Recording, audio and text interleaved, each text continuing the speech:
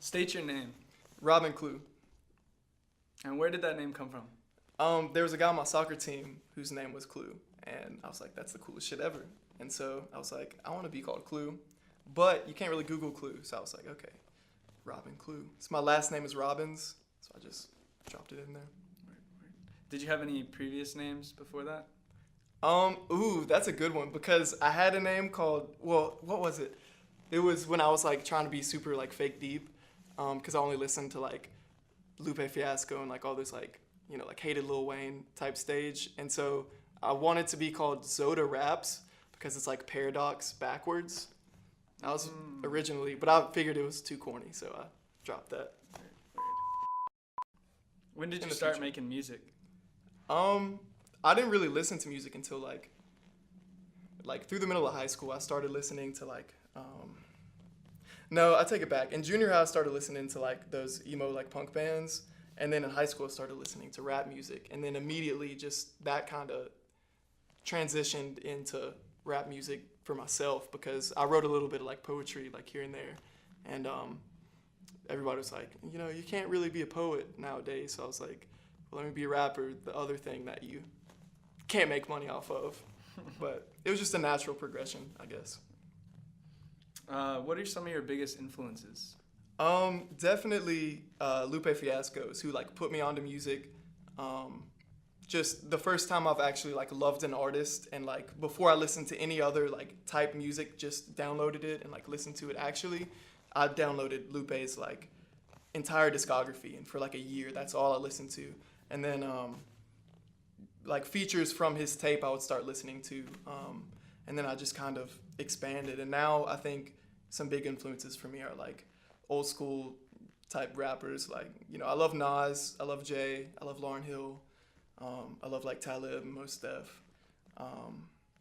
But there's this guy, I'm gonna shout him out because he's on SoundCloud who like I really, really like a lot. His name is Capri Sun, but it's like a delta instead of an A in Capri. And that's like my style right now. Like I really take a lot from him. Like he's really, really talented. So definitely gotta look up. What motivates you to make music?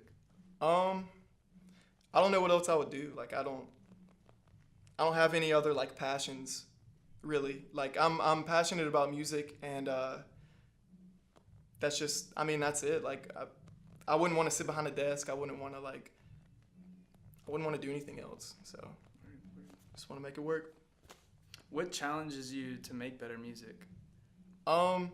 A lot of what challenges me to make better music is like when I hear the people around me that make good music. Like I hear you, Mello, Dez, like I could shout out everybody, but like really just like I'm surrounded with so many like talented musicians and it's like every time I hear something that's like man, like I'm not at that level yet, that makes me, work harder to get at that level.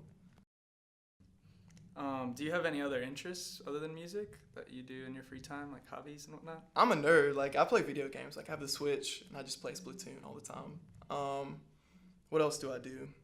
I just make music. Like that's pretty much I spend all my time making music and I like, hang out with people, make music, play video games, eat, sometimes sleep. That's a hobby. Yeah. Full-time job. So you just released a project called A Minute or Two. Mm-hmm. Explain your ideas and thoughts behind that project.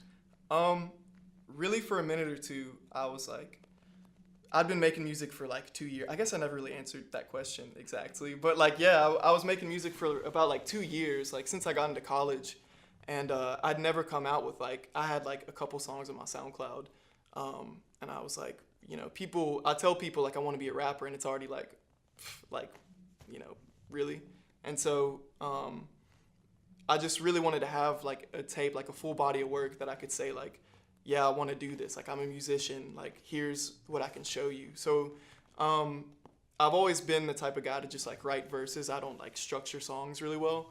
So instead of like changing what I do, my creative process, I just decided to put out a tape of like all these just verses or like just, one chorus, one verse, chorus again. So A Minute or Two was really just unfinished projects that I decided to put together to have something like tangible that I could show people. And so, what was the process you went through of creating that release? There were some tracks that I had already that I really enjoyed, and I wanted to put them out on something that people would look at. So there were some of those, and then as I was going through and just setting everything up, I would just, you know, go through my SoundCloud, and I follow a lot of producers, and I will eventually catch something that I really vibe with, and I'll, start working on it. So there's not a real process, really. So I heard you had some merch that is coming with the release of the project. What's that gonna look like? I do have merch. It's super late because I thought about it after the tape came out, but it's pretty simple stuff, but I think people are gonna like it. So I have like a bunch of like long sleeve white shirts, long sleeve black shirts that I ordered, and I want to just take all the seams out and resew them with like a specific color fabric. I'm doing red right now, so I'll just kind of like mix and match colors, and it'll just be recognizable because of the thread. And I think that's something that people will like really enjoy and catch on to. And it'll have my logo on it too, so people can see. What are some of your goals moving forward after this project? Should I get into like more projects that I want to do, or more kind of like? Well, I'm gonna ask a abstract? question about the process of that. So I guess Okay. just what are some of your goals for the future? I mean, right now I just want to make music that like people will actually like listen to, because I'm at a place where I think pretty much everybody starts, unless you're just extremely like blessed or lucky, where like I can make music that like I like and my friends will like, and it'll be good music, but it's not something that people will like think of and they'll like save it. If they don't know me, it's not something they would just bump regularly.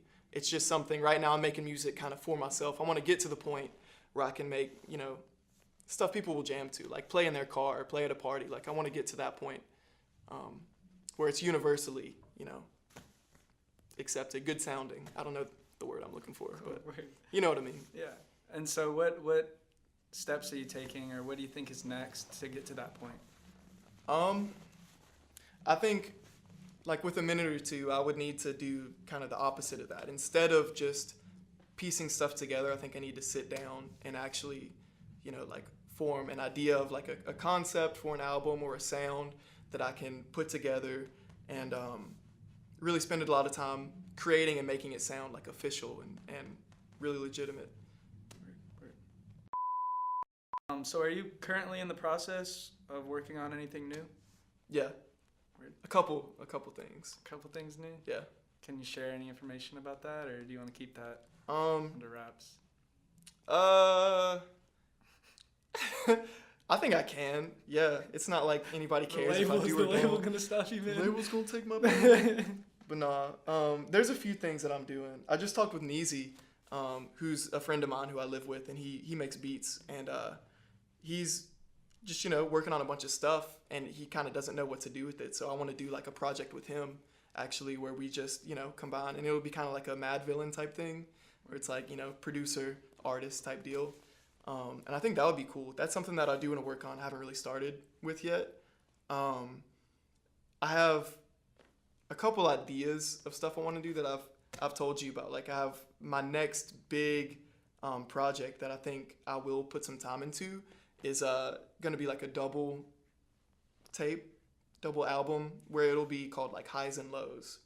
And pretty much the concept would be like you have your highs, which is like upbeat, it's kind of like everything's related. Like it's upbeat, it's, like clubby, dancey, like highs, it's like, just real, I don't know. You're high. You're high. I mean, that's what I kind of wanted to say. I didn't know if I wanted to say it that way. But yeah, and then lows will be a lot more like, low-key. Maybe I'm talking on like some, more important subjects. And I want to do like my style that I started with is kind of like an old school or like a lo-fi type sound. I want to put that out there, and I want to put them out together because that'll be like something I can give to like a larger audience that a lot of people can listen to, and they'll be like, oh man, yeah. And then hopefully they'll dive into lows where it'll be like what I enjoy to do more. And then the people who do like that kind of music, they'll also get, both of them. So Sounds a bit weird. Um,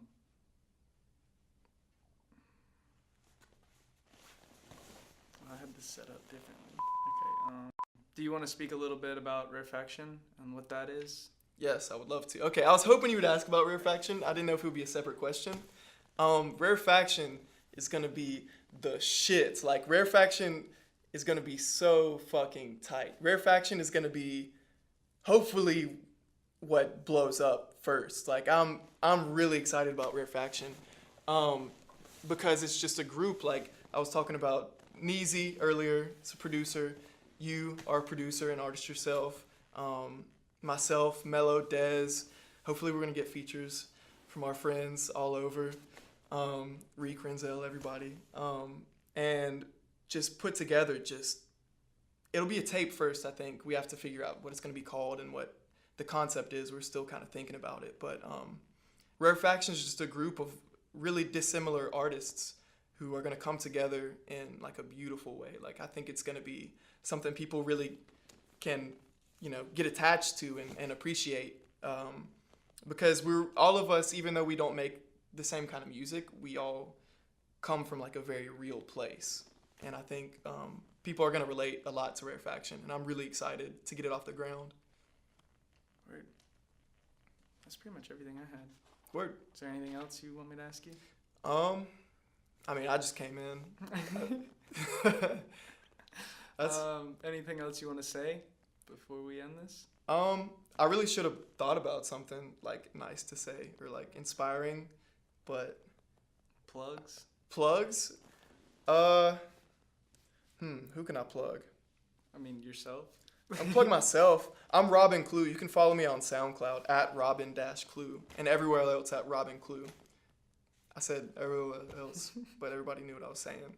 So Robin Clue everywhere, definitely. A Minute or Two is out now, and it's really good. I say it's a rough draft of what I've got. Like I think A Minute or Two will help people see what I'm all about, and I think a lot of people will really enjoy it.